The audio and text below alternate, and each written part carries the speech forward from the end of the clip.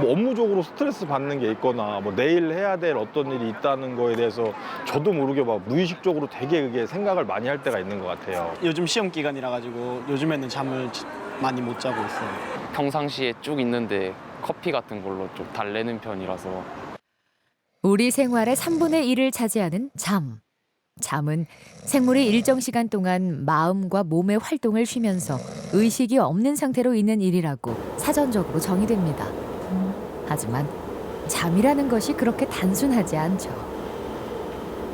의학적으로 정의할 때는 단지 가만히 있는 그런 상태가 아니라 많은 물질들을 몸에서 분비하고 또한 많은 뇌파가 변하기도 하고 신체 활동의 연속성을 가진 행위라고 보시면 되겠습니다. 수면 무호흡, 코골이 같은 수면 질환으로 잠을 제대로 이루지 못한다면 우리 몸엔 어떤 문제가 생길까요? 장거리 운전하거나 이럴 때도 좀 쉽게 졸린 편이기도 하고요. 새벽에 깨는 게 너무 잦아가지고 최근에는 제 피곤한 것도 물론 있는데 근데 사실 가족들이 옆에서 잠을 못 자니까 뭐 그게 제일 컸던 것 같습니다. 혹시나 또 밖에 나가서 같이 자더라도 신경을 써가지고 이렇게 잠을 자야 되니까 너무 이게 약간의 그 스트레스도 받게 되고 좀 그런 불편함이 좀 많이 있습니다. 낮에도 졸려 업무 효율이 떨어지고 졸음 운전의 위험성도 있죠. 뿐만 아니라 심장 질환, 당뇨, 뇌졸중 같은 질환에 걸릴 가능성도 더 높아집니다. 잠 못 이루게 하는 원인을 찾아야 제대로 해결할 수 있는 법. 이비인후과 전문의 정재훈 원장과 함께 수면의 질을 높이는 방법에 대해 알아봅니다.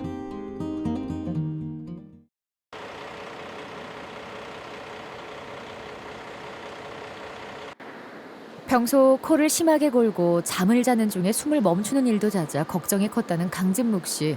대체 왜 이러는 건지 치료는 가능한지 알아보기 위해 병원을 찾았습니다.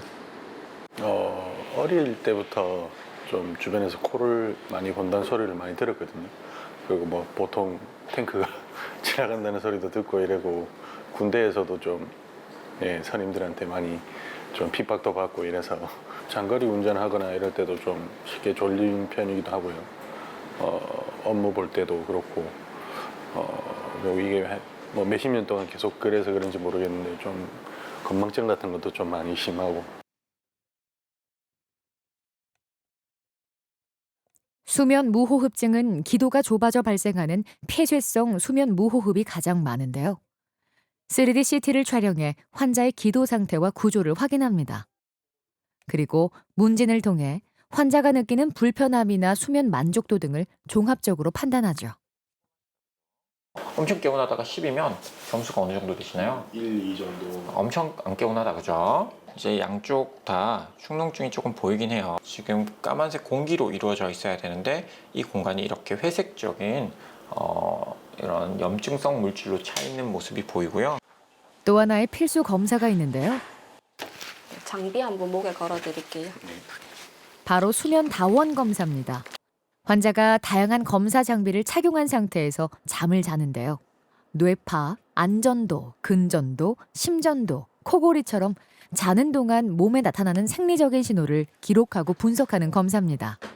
평소와 비슷한 수면을 취하시는데 그 수면을 취하시는 동안에 많은 생체 신호를 저희가 수집하고요. 그 생체 신호에는 이제 물론 코골이라든가 무호흡 같은 그런 것도 있겠지만 다리 떨림이라든가 턱의 떨림, 근육의 이갈이 같은 그런 근육의 문제도 저희가 좀 확인해 봐야 되고요. 심장의 부정맥 같은 것도 저희가 심전도를 통해서 확인을 해야 되고 그리고 뇌파와 안전도를 통해서 환자분의 수면 단계도 저희가 측정을 해서 어떤 수면의 단계가 과하게 되어 있는지 어떤 수면의 단계가 이렇게 부족한지 결핍되어 있는지를 확인할 수 있는 그런 검사고요. 검사를 진행하시면 엄청 많은 단자를 몸에 붙이고 주무셔서 약간의 불편함이 있으실 수는 있지만 이 검사를 하셔야 환자분의 정확한 진단이 나간다라고 생각하셔야 됩니다. 강진묵 씨도 자는 동안 몸을 뒤척이며 깊이 잠들지 못했는데요. 잠이 부족하면 우리 몸엔 문제가 생길 수밖에 없습니다. 본인이 느끼는 그런 낮의 졸림이라든가 무기력감, 피로도 이런 것들이 있을 수 있겠고요. 장기적으로 봤을 때는 그것이 어떤 질환에 연결된다면 질병과도 연결될 수 있습니다.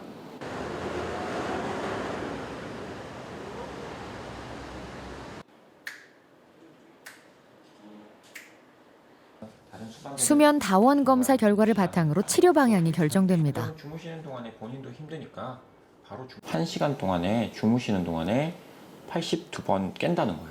493회 숨을 멈췄고 그중에 제일 오래 숨 멈춤 시간은 1분 34초 보이죠? 이렇게 아예 하나도 없고 그 당시에 주무실 때도 환자분 아예 멈춘 상태로 주무세요. 환자분 산소 포화도가 48%까지 떨어져요. 저희가 100%가 환자분 정상이고 환자분이 주무시는 동안에 90% 밑으로 산소 포화도가 떨어지면 저희가 알람이 뜹니다. 환자분 알람 뜬 시간이 주무시는 시간의 절반 이상이에요. 자세 변화에도 큰 차이가 없어요. 너무 높은 무호흡 점수가 둘 다 관찰되고 코골이도 마찬가지로 둘 다 많이 심합니다.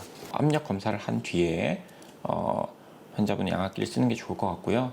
이 검사를 하게 되면 환자분은 어떤 양압기를 써야 될지 이런 것도 저희가 같이 알 수가 있습니다. 평소에 주변에서도 심하다 했는데 지금 이 정도로 심할 줄은 몰랐고 빨리 지금 치료를 받아야 될 것 같다는 생각이 듭니다. 좀 결과가 잘 나와서 빨리 양압기를 구입해서 좀 건강한 삶을 살 수 있었으면 합니다. 비수술적 방법인 양압기 치료를 진행하기로 했는데요. 양압기는 자는 동안 일정한 압력으로 기도를 확장시켜주는 기계입니다. 양압기를 착용한 뒤 다시 한번 수면 다원 검사를 진행하는데요. 눈 감으신 상태에서 눈동자 좌우로 한번 움직여 볼게요. 어떤 압력이 환자에게 적합한지 찾기 위한 겁니다.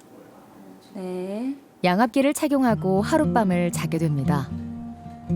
강진목 씨는 무호흡, 저호흡 지수가 84.4로 고도의 수면 무호흡이었습니다. 양압기로 적정 압력을 찾아주자 정상 수치를 되찾았죠. 평소랑 다르게 몸도 좀 개운하고 머리도 맑고 아주 괜찮아진 것 같습니다. 평소 이제 못 느꼈던 그런 개운함을 느꼈기 때문에 아마 좀 피곤함이나 이런 거는 좀 없고 졸린 것도 없고 아주 쾌적한 삶을 살 수 있을 것 같습니다. 좀 워낙 깜빡깜빡하고 하는 게 이런 게 많았고 좀 맨날 멍한 게 많았거든요. 그래서 좀 이렇게 빠릿빠릿하게 그렇게 좀 움직이고 활동적인 게 좀 됐으면 좋겠습니다. 네, 평소에 좀 맨날 좀 피곤에 쩔어가지고 이렇게 지친 모습 많이 보이고 이랬거든요. 그래서 좀 활동적인 활발한 그런 모습을 좀 보였으면 좋겠습니다. 꿀잠 이런 얘기를 많이 하죠. 꿀잠이라고 하면 이제 숙면을 의미하는 거고 숙면은 이제 말 그대로 잘 잤다라고 표현하는 것인데 잘 잤다고 하는 거는 결국에 양과 질 두 가지로 보시면 되겠습니다. 그래서 양 같은 경우는 하루에 평균 성인의 수면 시간을 8시간으로 보는데 6에서 8시간 정도로 보는데요. 이 정도를 잘 잤다라고 양으로 이제 저희가 표현을 할 수 있겠고 수면의 질 측면에서 봤을 때는 수면의 골격을 유지한 채로 끊어짐이 없이 수면 분절이라든가 이런 것이 없이 연속적으로 수면을 1년의 행위를 쭉 하게 되면 그것이 좋은 잠, 숙면이라고 표현을 할 수 있겠습니다.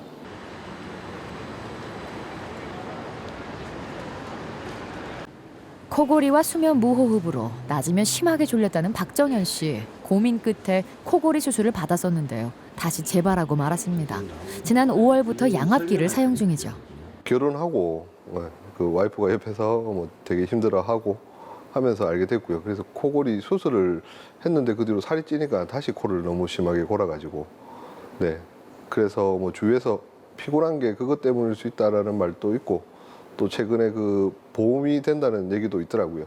그래서 검사를 받게 돼서 양압기를 지금 쓰고 있습니다. 그냥 아침 출근할 때부터 그냥 하품을 너무 많이 하고 낮에 되면 졸리는 것도 있고 예, 그래서 진짜 자고 일어나면 잔 것 같지도 않고 또 야간에 각성이 일어나는 게 새벽에 깨는 게 너무 잦아가지고 최근에는 제 피곤한 것도 물론 있는데 근데 사실 가족들이 옆에서 잠을 못 자니까 뭐 그게 제일 컸던 것 같습니다.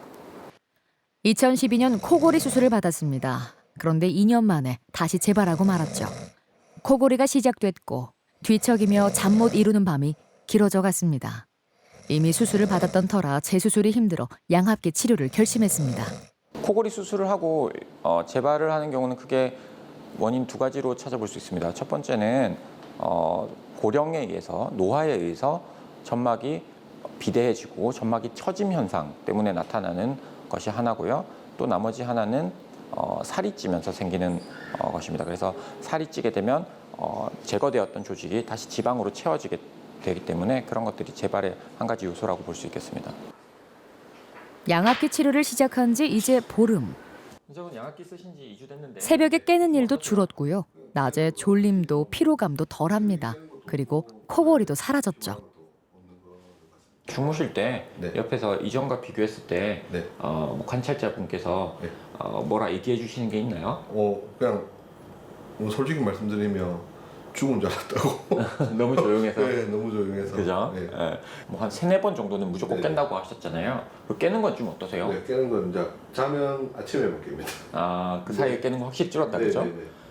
검사했을 때도 환자분은 수면 중에 각성이 엄청 많이 보였었거든요. 네. 근데 저희가 양압기를 끼고 검사했을 때 확실히 수면 중 각성 점수가 많이 줄어들었던 게 저희가 확인이 됐었고 네. 아마 이거를 이제 지속적으로 사용하시니까 그런 수면 중 각성이 많이 좋아지신 것 같아요.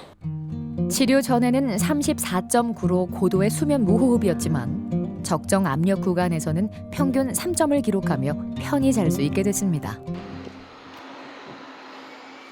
양압기는 실내 공기를 여과시킨 다음 일정 압력의 공기를 마스크를 통해 기도로 넣어주는데요.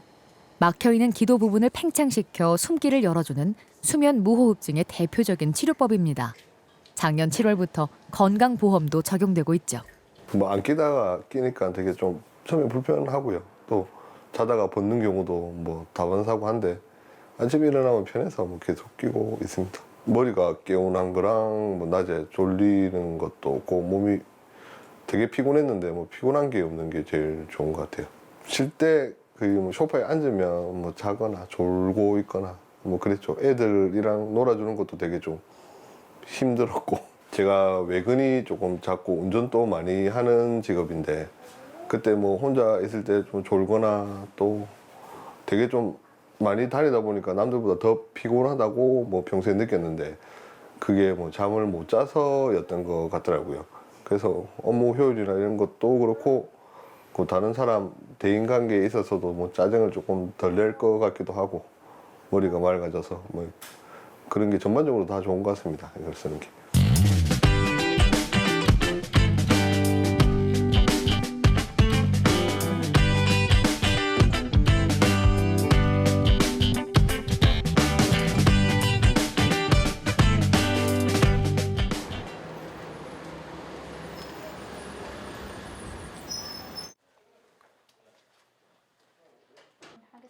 코골이가 심하고 수면 무호흡이 있었던 김기순 씨.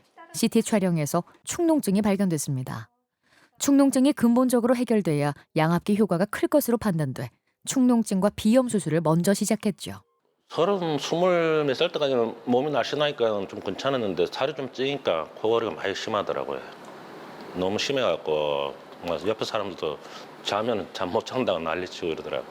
네. 점심시간은 이제 쉴 때 한 시간씩 자요. 그럼 조금 낫고 안 그러면 하루 종일 피곤하고 잠이 항상 못 자려고 그러죠. 네. 축농증과 비염이 코골이의 원인이 되기도 합니다. 오랜 숙제였던 축농증과 비염이 해결되자 코안 상태가 좋아졌고요. 숨 쉬는 것도 한결 편안해졌습니다. 올해 4월부터 양압기를 사용 중이죠. CT에서 이제 축농증이 발견됐는데 그 축농증이 이제 다른 분들과 다르게 치료를 필요로 하는 축농증이었어요. 진균성 부비동염이라고 하는 곰팡이가 있는 상태였고요. 이제 곰팡이를 이제 동반한 이런 축농증 같은 경우는 수술적인 치료가 그 치료의 원칙으로 되어 있습니다. 그래서 저희가 일단 발견한 이상 이제 이러한 구조를 막는 이런 질환은 해결해야 된다라고 생각을 했고 그것 때문에 저희가 이제 환자분 같은 경우는 수술을 시행해서 코 안에 있는 그런 축농증을 없애고 비염도 있으셔서 비염도 저희가 해결하고 나서 그 다음에 양압기 쪽으로 가신 거죠. 1시간 동안 10초 이상의 호흡 정지가 5회 이상 일어나거나 7시간 동안 30회 이상 호흡 정지가 발생하면 수면 무호흡증으로 진단됩니다. 이게 새벽 1시 27분이거든요. 보이죠? 이렇게 호흡 기류가 쭉쭉 숨 쉬시다가 멈춰버립니다. 꿈을 꾸는 렘 수면에서 환자분이 이렇게 숨을 콱 멈추는 게 나타납니다. 이렇게 숨을 잘 쉬시다가 호흡이 멈춰요. 그래서 멈춘 시간을 저희가 보니까 54.7초, 거의 55초, 1분 가까이 멈추시는 거예요. 21시간에 69.8회, 거의 70회가량 숨을 멈추는 거죠.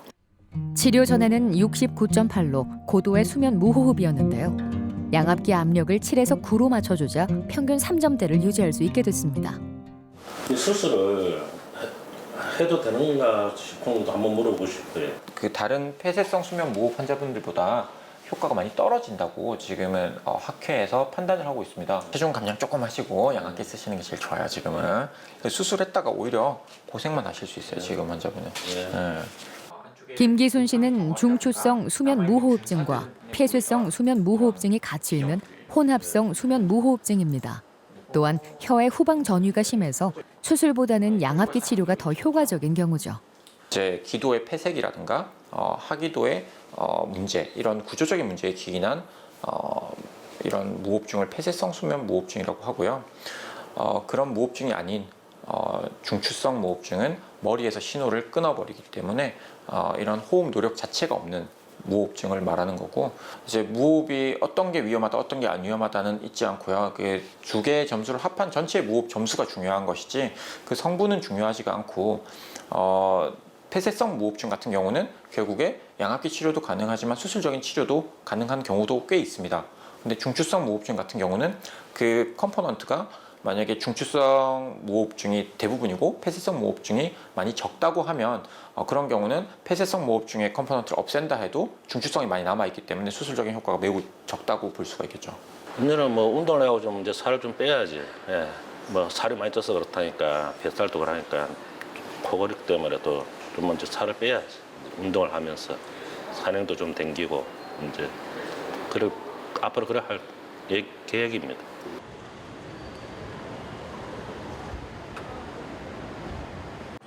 코골이, 수면 무호흡, 코의 불편감을 호소했던 신황 씨.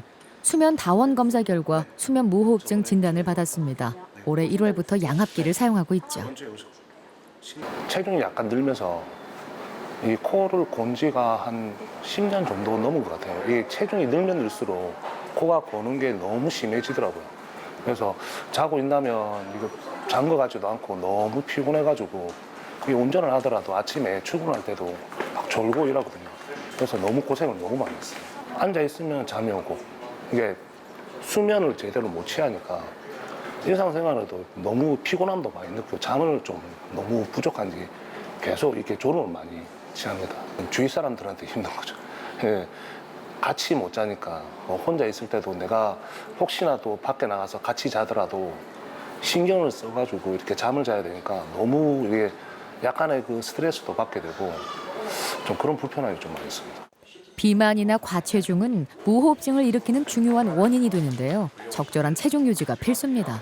우측에 보이는 상악동 쪽에는 많은 염증들이 보이고 있고, 이런 구조물들이 환자분의 숨쉬는 공간을 침범하고 있다라는 게 여전히 관찰되고 있습니다. 현재는 수술적인 치료가 당장 필요한 건 아닌데요.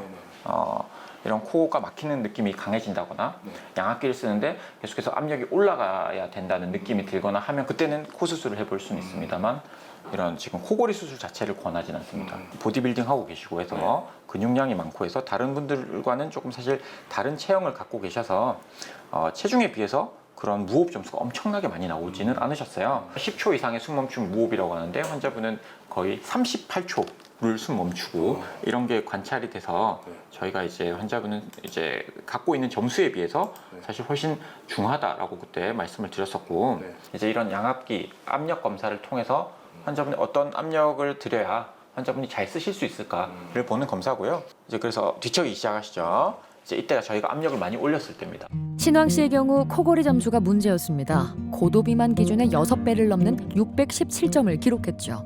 하지만 양압기 사용 후 코골이가 사라졌습니다. 치료 플랜을 계속해서 세워나가는 게 항상 중요합니다. 그래서 지금 환자분의 상태는 양압기를 끊을 수는 없는 상태고요.